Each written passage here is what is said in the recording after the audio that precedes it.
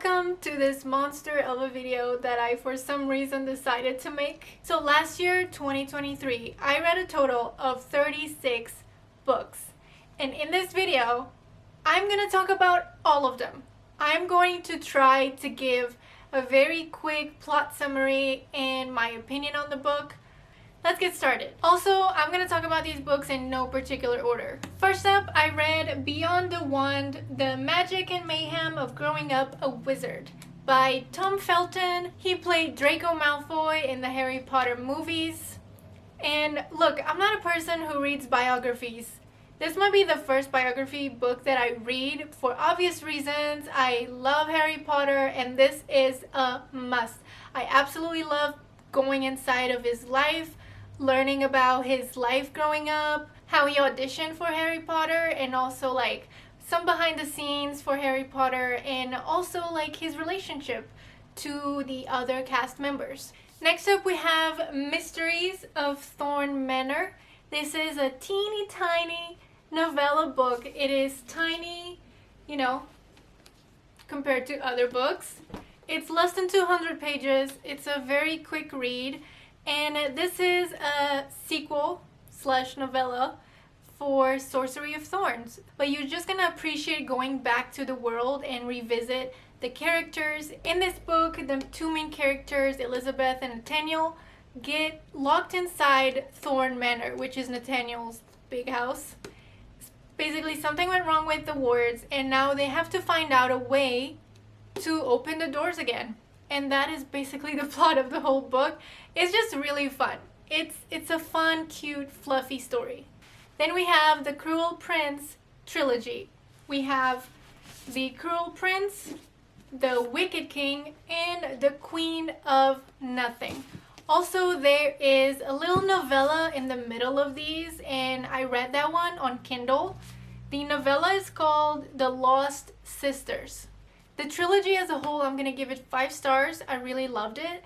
But the novella, the tiny little piece of novella, it's actually on my worst list. I did not like it. It was basically just trying to justify the actions of one character, and I did not buy it. I still don't like that character. So The Cruel Prince, we have the main character Jude, and she has a sister called Taryn. They are humans in a world of fae, and they live with the murderer of their parents. Basically, the guy who murdered their parents is now their stepdad. He kind of adopted them and just took over them. It's very weird. So Jude basically goes through the usual struggles of being human in the world of fairies. And in school, they get bullied by Carden, the Cruel Prince. I'm not a big fan of the bullying storyline, but this one, it wasn't that bad, especially because Jude, the main character, she is so strong, and she doesn't get like a victim mentality, and she fights back, and I don't know, I really love her. I think the main reason that I love this book is it just gave me the feeling that I don't want to stop reading. Then we have a book that is related. I don't know if you would call this a novella. But this is a book that comes from The Cruel Prince. This is all based on Carden. This is all in Carden's point of view. But honestly, this book, you should not read it on Kindle. You can read it on Kindle, but this is a book that you have to own because this book is so gorgeous.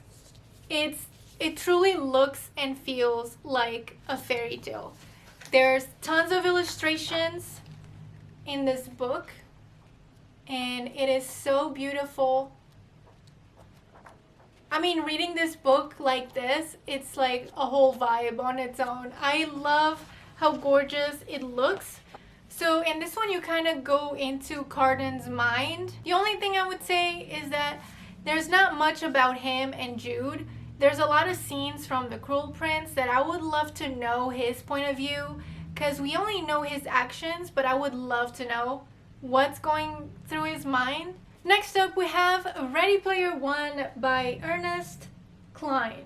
I watched this movie so long ago, and I love that movie so much. And I've had this book sitting here for so long. I don't know why it took me so long to pick it up and finally read it. I usually read the books before I watch movies, unless one, I didn't know that it was based on a book, and two, I'm not interested in reading the book anyway. This book it's night and day. We already know that every time there's a movie adaptation, the movie is usually different from the book somewhat. This one is like completely different. Basically all of the missions and the egg hunts, everything that happens in the movie does not happen in the book. Like everything is different here. So if you watch the movie, this is a whole different experience. I know that for a movie, it needs to be visually exciting. Quests that happen in the book, I would be boring to actually watch in a movie. I actually really love the book. I really love the movie. They are completely different, and I love both of them. Next up, I read The Shadows Between Us. I don't know why, but this book actually gets a lot of hate. A lot of people don't like this book, and I don't know why. Look, I had a good time reading this book. So the main girl, Alessandra, she wants power, and her plan is to seduce the king, get him to fall in love with her, then marry him, then kill him and take the kingdom. That's the plan. The only problem she did not foresee is that the king obviously is absolutely drop dead gorgeous.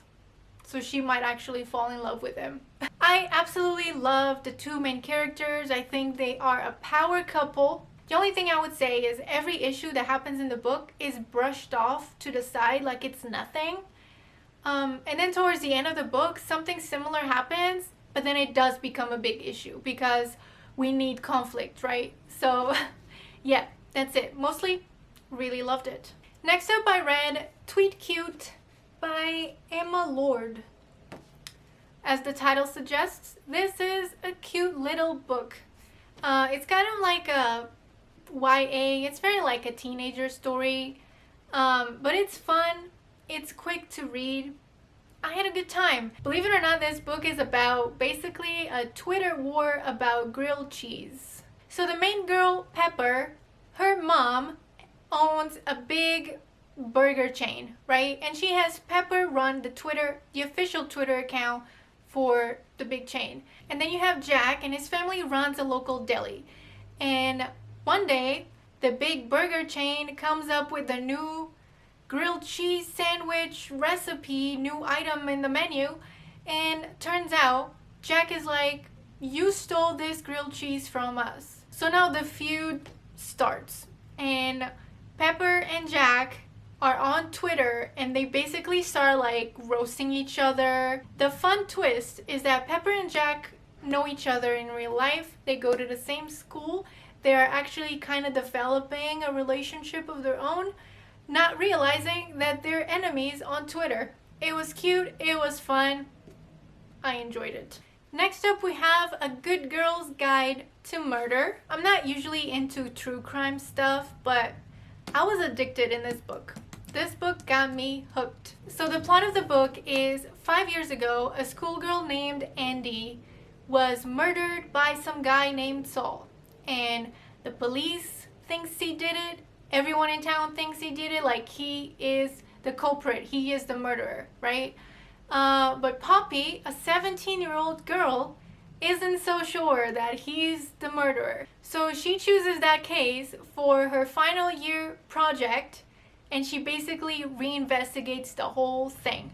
And she finds out so much stuff that the police didn't find out. Like, sometimes these stories are so unbelievable. You're saying that the police didn't investigate this far and didn't find out any of this, or like they didn't care. So the book was fast-paced. It was very interesting. It kept the suspense the whole time, and I was at the edge of my seat wanting to find out who the murderer was. Next up, we have Instructions for Dancing by Nicola Yoon. I actually really love this author. I love all of her books so far. This one I also really enjoyed. So basically the main character, Evie, her father cheated on her mom, broke their marriage, and now she doesn't believe in love anymore. To the point that she went to her local library and she donated all of her romance books. Like, don't care about romance, let me get rid of all this nonsense. But then the library, they were like, oh, it's give one book, take one book. So she just grabs one book, and the book was called Instructions for Dancing. And it was basically a ballroom dancing instruction type of book. And in the book, there was a return address. It's kind of weird because after she gets the book, have you watched That's So Raven? This might be an old reference, but she starts getting visions. Every time she sees a couple kissing, she will have a vision and she sees their story, the beginning, middle, and end. So she knows like what's gonna happen in the end for the couple. But then that was so interesting. But then that kind of like faded away. Like, okay, that's cool, but the story is gonna move on to something else. So she basically follows the return address from the book. She finds a dance studio, and in that dance studio she meets a cute little boy, and then they start dancing together. It feels like not much, but it was actually a very cute book. Honestly, this book is gonna break your heart into tiny little pieces, only to make you realize that sometimes love is worth a broken heart. Next up we have this bad boy, From Blood and Ash by Jennifer Armentrout. I can't tell you how long this has been sitting on my TBR, for how long I've been wanting to read this book. Like, it's so freaking hyped. I finally got my hands on it. I finally dove into this, and I'm gonna tell you, it did not disappoint. So basically this is a book of humans and vampires. So the main girl is Poppy. She is a maiden, and she is chosen to ascend. And what that means is she's gonna be given to the gods. But as a maiden, she cannot have a regular life. She cannot have friends, she cannot talk to anybody.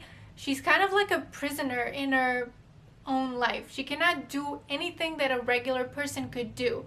But then comes Hawk, the main guy. He's part of the royal guard, and he's like the bad boy who comes to rescue her from her boring life. With him, she kind of starts to have her own adventures. She finally starts making her own choices, and she learns the dark truth of the kingdom.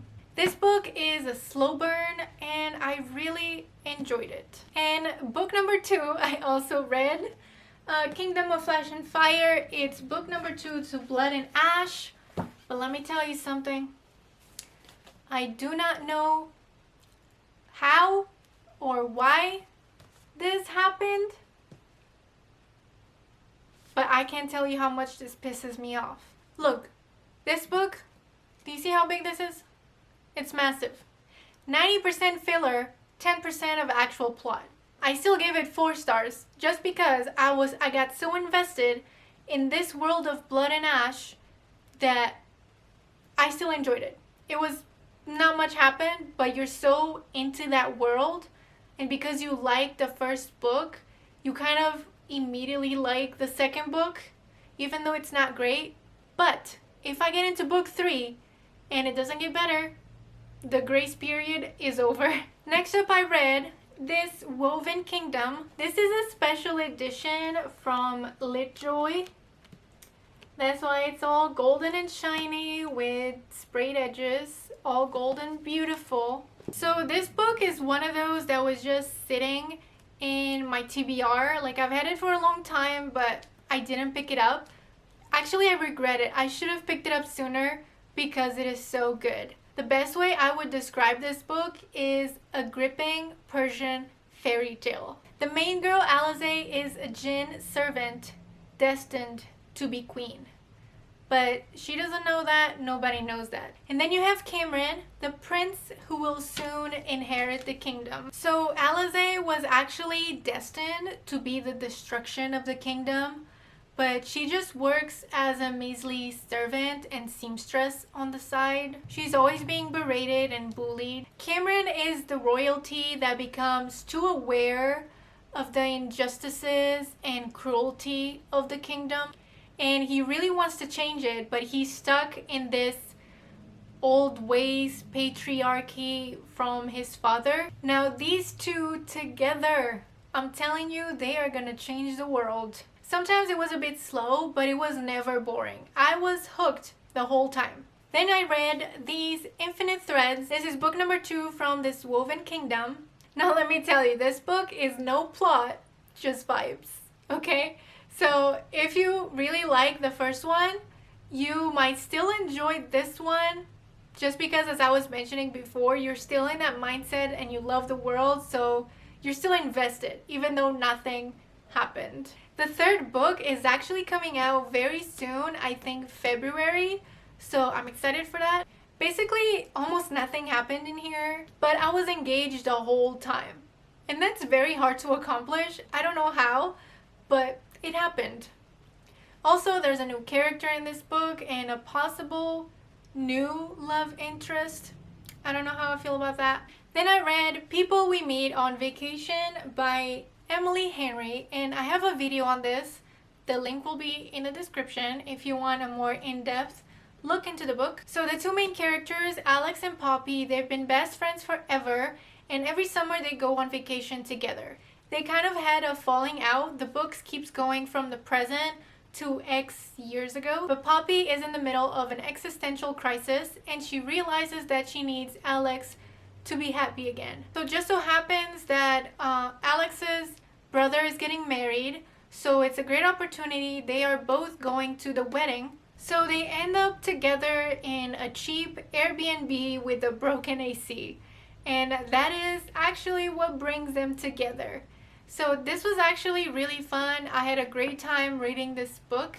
It was highly predictable. I knew how this book was going to end in the first 10 pages, but still, it was a good ride. Next I read Beach Read, also by Emily Henry. I talked about it in the same video. So in this book, the main girl, January, her dad just died. So she goes to her dad's beach house to kind of sort everything.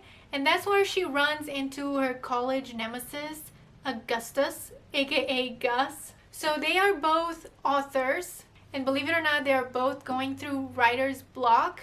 So she writes romance novels and he writes literary fiction. So very different genres. So after they warm up to each other, they decide to challenge each other by writing opposite genres. So he will write romance and she will write literary fiction books. And they will help each other through like research and stuff like that. I thought that their banter was really fun, and sometimes this book was actually laugh out loud funny. And the third book from the same author, which is also on that same video, link in the description, this one is called Book Lovers. And this is actually on my worst list. This book was not good. It was disappointing. It was just boring. I did not like it. So the two main characters in this book, it started out interesting because they both work in the book industry. So basically the main girl, her sister kind of forces her to go together on this little trip. They end up in a small town that's actually the centerpiece, the town where one of the books that Libby, the main girl, worked on one time, that's where that book happened, is in that town. So even though her sister Nora is the one who made them go there, she would disappear all day. And then she wouldn't explain or say to Libby what has she been doing or what's happening. Like, I would be so pissed off if that happened. And then the main guy, Charlie, he's like the perfect guy. He always knows the right thing to say. But I just feel like they didn't really have much spark. Most of their conversations was banter and it was so forced because there was no spark there. Basically, there were no conflicts in this book. There's no up and downs. It is mid. Next up, I read Gods and Monsters. This is the third book from the Serpent and Dove series. It's also really big. And this book had no business being this long. To be honest with you, this whole trilogy should have been a standalone book. The first book, Serpent and Dove, was good and fine as it is. The second book, Blood and Honey, dragged so much that it made me lose interest.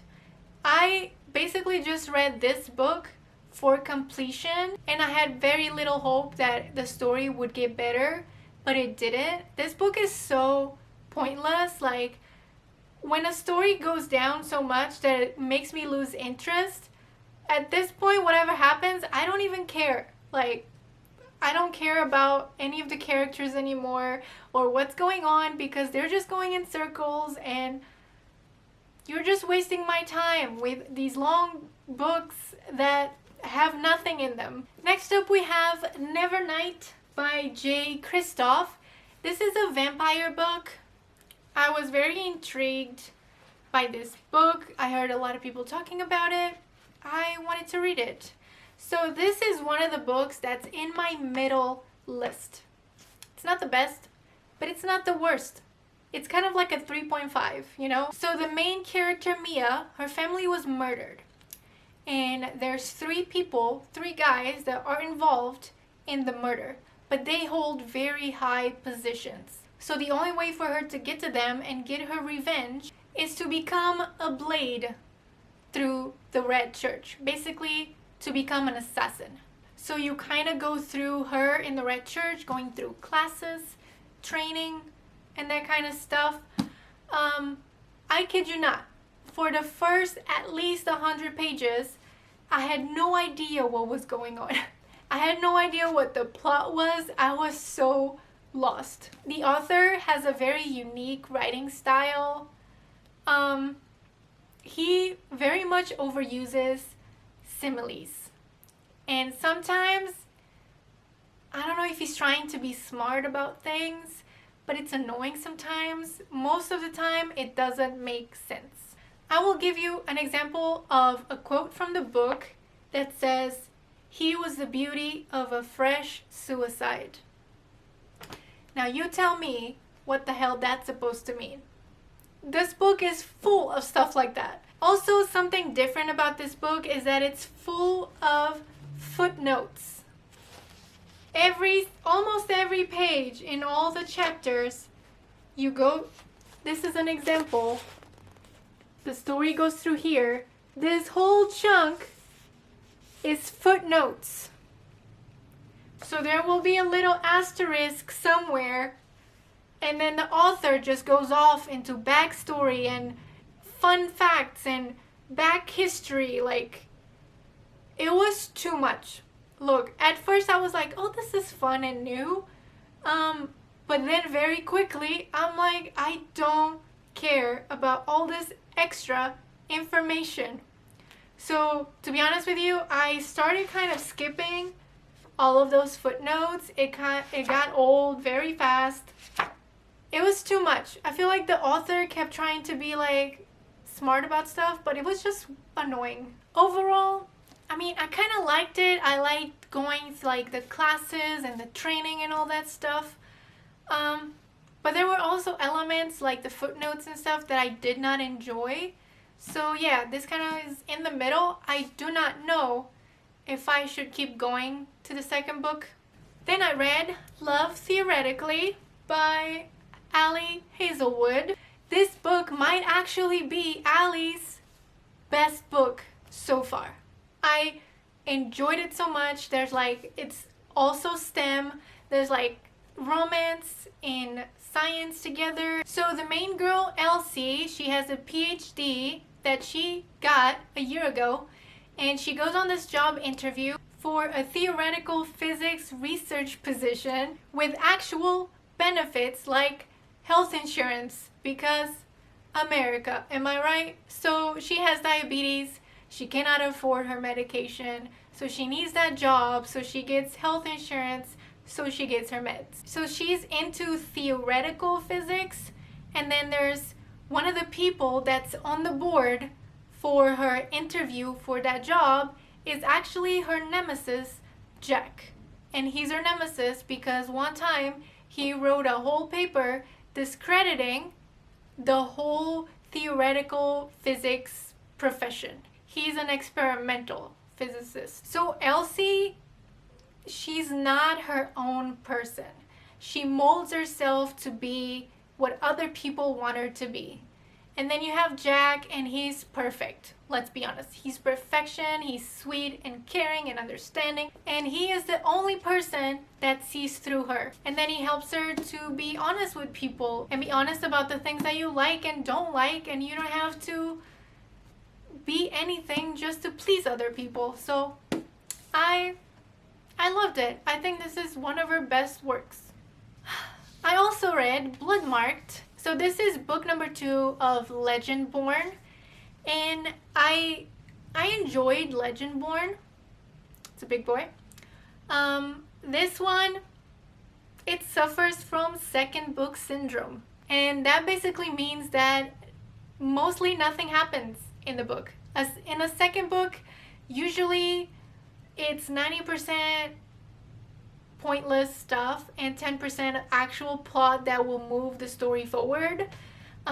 Anything important that actually happens is in part 4 of the book, like the very last part of it. It's just them going in circles. It doesn't accomplish much. And honestly, even in the first book, it is so convoluted. There is so much history and political things that you have to know. It is, even in the first book, I did not follow. In this book, it gets even worse. I still don't understand most of it. But yeah, not much happened. Then we have one of the biggest books of the year, if not the book of the year. The sensation that this book has become, Fourth Wing. I did not get the sprayed edges. Once I got on it, it was too late. It was gone.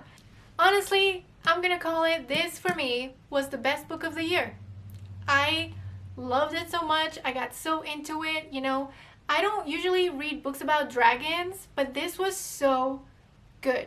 Also, I have a video on this. If you want an in-depth review of this, link is in the description. So we have the main girl, Violet.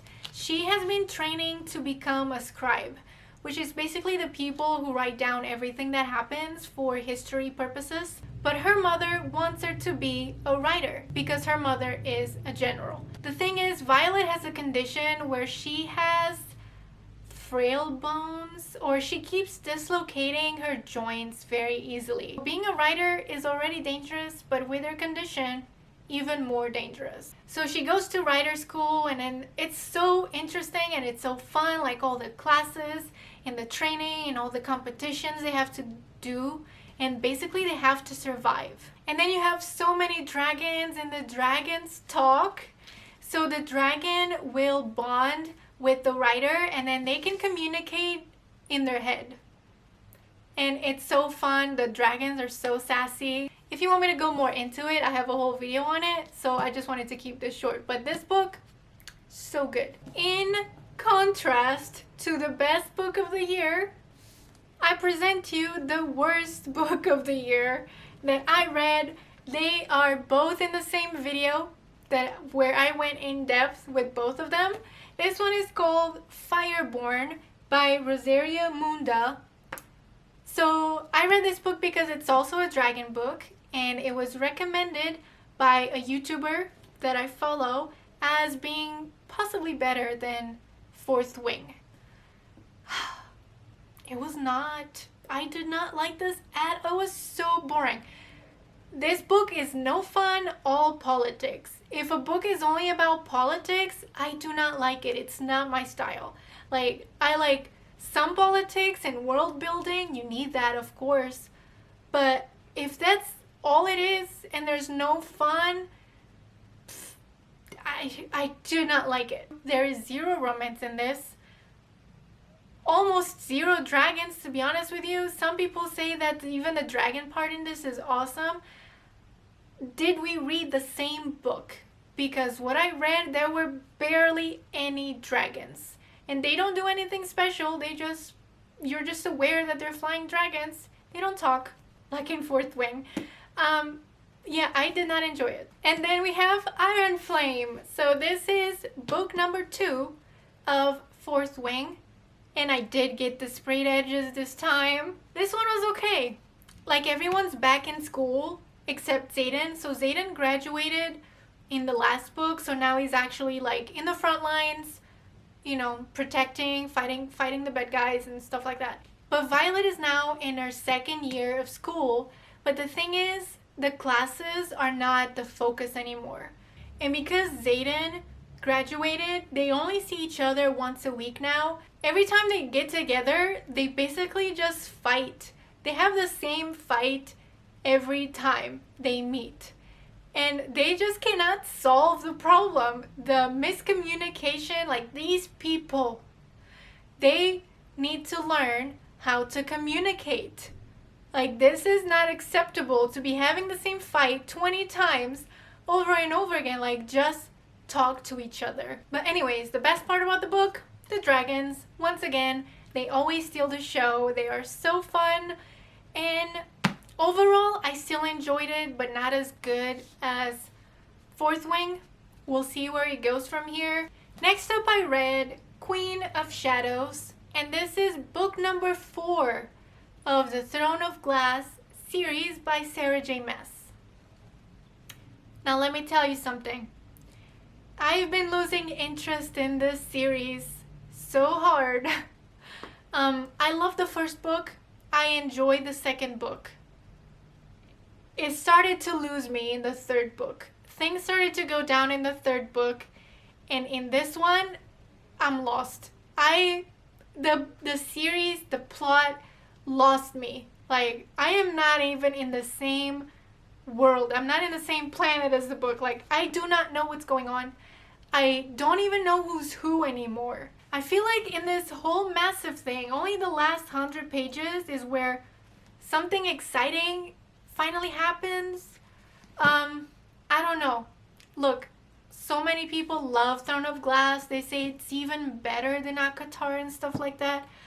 I want to love the series, but I feel like I'm done with it. I don't think we can get back up from this.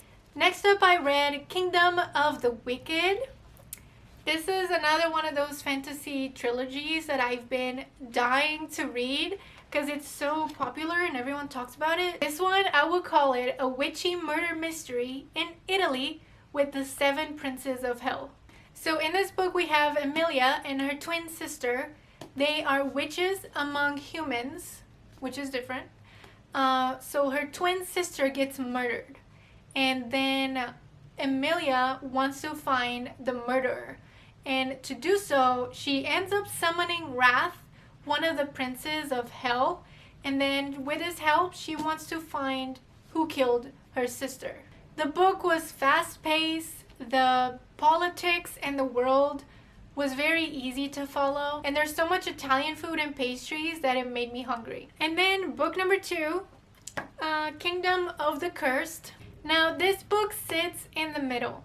It's not the best, it's not the worst. It's kind of a 3.5 stars. Now, it's really weird, this book, because in the first one, the main character had such a drive and a purpose. She had to find who killed her sister, and that's the whole point of the book. She needs to find out who killed her sister. In this one, she completely lost her purpose. She goes to hell with Wrath, and she's just horny the whole time. And there's just so much smut in hell. Like, did we forget what we're trying to do here? Like, what happened? Next up, I read A Deal with the Elf King. This is a standalone book. I actually did not know it was a standalone while I was reading it. So I kept expecting things to have a continuation. And was actually surprised, like, oh, things are wrapping up. This is a standalone. So the main character, Luella, she is a human and she's a healer. And one day the Elf King comes to collect the new human queen who must sit on the throne and nurture the elflands that are actually dying. So basically the human queen, somehow her powers go through the throne and into the land, and they kind of like nurture and revive everything that's dying. The thing is, Luella didn't know that she had powers. She feels bad for abandoning her people, especially because she's the healer. She's the one who helps all the sick people, and now she's gone. And she's trying to find a way where she doesn't have to sit in the throne anymore to heal the lands. I really enjoyed it. It was like a nice, fluffy fantasy book. There were a lot of like healing herbology components because she's the healer. The Elf King, he's like really cold at first, but then he warms up to her and stuff. It's really nice. Next up, I read Lightlark. I don't know why, but this book is so controversial. I don't know if it's the author, if it's the whole TikTok thing. I don't know. So for the plot of the book, I'm actually just gonna read the little blurb of it because that's honestly the best way to explain the plot of the book. I cannot come up with a better way, so here it is. Every 100 years, the island of Lightlark appears for only 100 days to host a deadly game, where the rulers of 6 realms fight to break their curses and win unparalleled power. Each ruler has something to hide. Each curse is uniquely wicked. To break them and save themselves and their realms, one ruler must die. So is this book perfect? It is not. I feel like she had a really good idea for a book, but then she didn't really develop it as best as she could.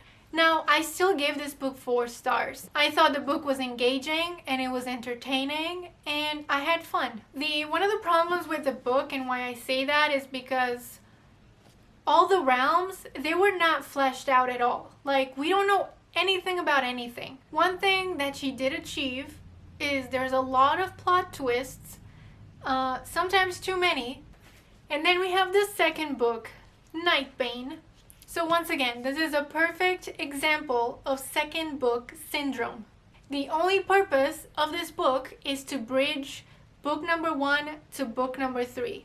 I guess I can't really talk much without spoiling stuff from the first book, but let's just call it that there's some memory loss involved in here, and this book keeps switching between like the present and the past, like her memories coming back. And also in this book, I just felt like the chapters, it kept going from scene to scene without much connection or how we got there. Like, things are just happening and sometimes it's not explained what are we doing or how we got there. Then I read the Brothers Hawthorne. This is the 4th book from the Inheritance games. I love that series, especially the first book. And to my surprise, I really thought that this was a trilogy. And then the 4th book comes out and I am so confused because the 3rd book ended and it wrapped everything up. Like, that's the ending. It wrapped up everything nicely. So what is this? So what's interesting about this book is that it's not a sequel and it's not a prequel. So this book ends with the same events of last books. So the Final Gambit, book number 3, the way it ended and it wrapped up everything nicely, that's how this one ended. So basically everything that happened in here is stuff that was happening at the same time of other books. So in this book we have 2 POVs. We have Grayson and Jameson, and basically these 2 brothers have 2 completely different things going on. It's almost like a battle to which character has the most interesting plot line going on, because they both are going through different things, doing completely different things. I don't really know what was the purpose of this book, to be honest with you, except to keep us in that world with those characters. I mean, I enjoyed it. I give it 4 stars. I'm just saying, in the whole grand scheme of things, I don't really know why. Like, the story is over. So this one is kind of like, you know what? There's a lot of things I didn't tell you that happened, so let me tell you about them. And there's actually another book coming out. I am so confused. A story that is over, that is not over, continues. But anyway, if you want to learn more about what Grayson and Jameson Hawthorne are up to, go ahead and read it. I had fun, always enjoyed the puzzles. Next up I read A Curse for True Love. And this is the 3rd and final book of the Once Upon a Broken Heart series.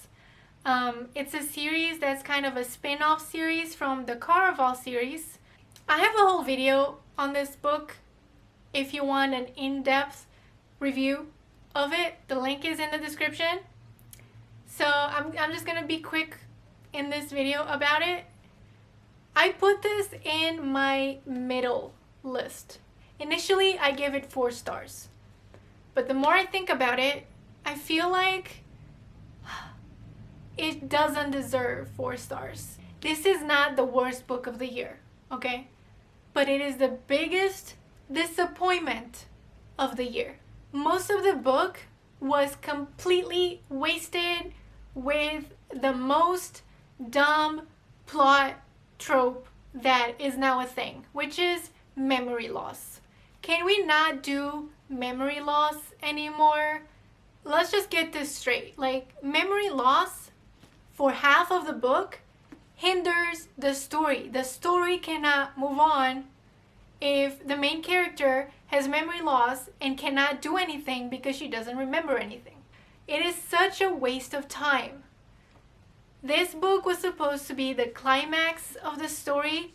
I was expecting it to be shocking and heart-wrenching, and it just fell flat. This book should have been way bigger than it is. And again, if you want to know more, watch that video, but that's all I'm going to say. Very disappointed. Next up, I read Red Queen. This is another series that I've been so excited to read, once again because it's so popular. So in this one we have Red Bloods versus Silver Bloods. So humans versus vampires. The humans have red blood and the vampires have silver blood, and they have special powers. So you have the main girl, Manor. She gets a job in the palace where all the vampires are, and one day she suddenly realizes that she has lightning powers. And she finds this out in front of a crowd of vampires. Again, she's a human. She's not supposed to have powers. So then the Silver Queen, the vampire queen, to kind of hide the powers from everybody, she takes her in with the guys that she's gonna marry one of the princes. There's 2 princes, Maven and Cal. So she's supposed to marry Maven, and now her day-to-day is filled with like boring etiquette lessons to be a lady, a proper lady, now that she's gonna become a queen.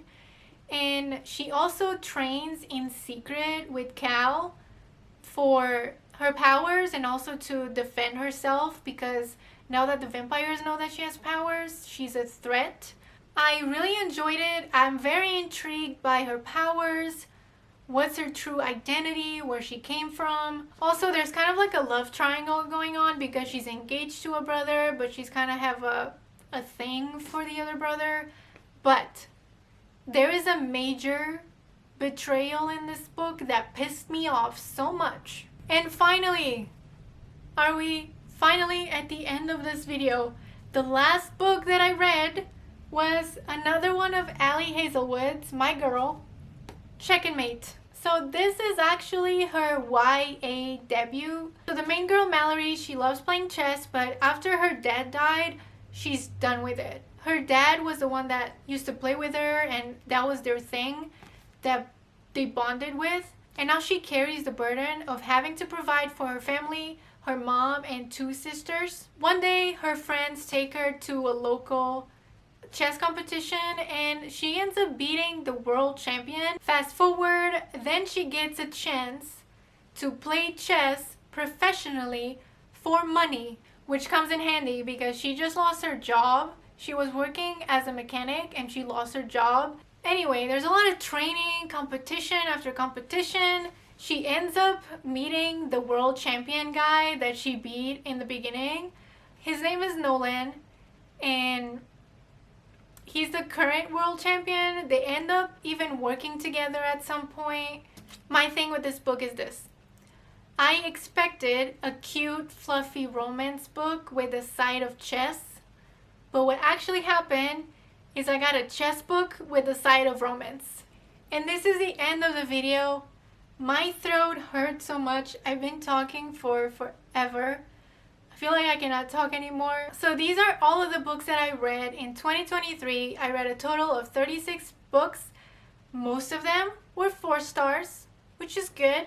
That's a good average rating. My favorite book of the year was Fourth Wing, and my worst book of the year was Fireborne, which is interesting because they're both dragon books. So I'm curious to know, what was your best and worst books of the year? Let me know in the comments down below. So this is it for this video. I really hope you enjoyed it. If you did, please give it a like and make sure to subscribe, and I will see you next time. Bye bye.